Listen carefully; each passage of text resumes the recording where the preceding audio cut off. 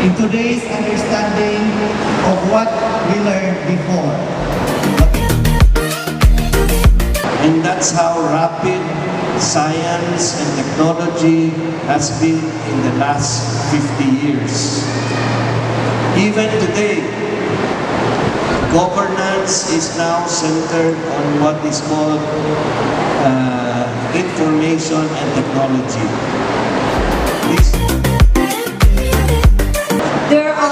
You have exceeded the number of participants last year by about 45 to 50%.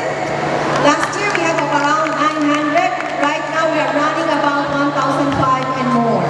Okay? So why don't we give Bago City a round of applause, please?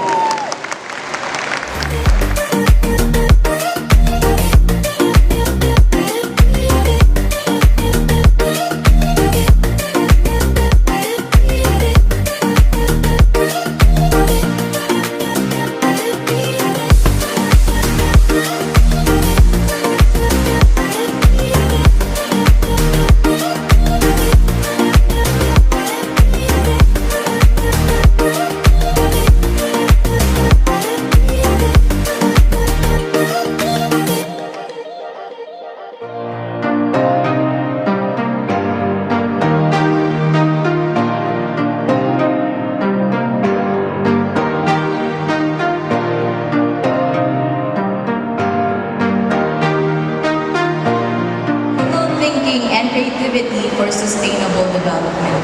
Sustainability is always, it's not always been a problem, but it's a very big problem in our current generation, especially in our generation, because we are struggling against different types of problems like climate change, the climate breakdown, and other stuff like for our health and our environment.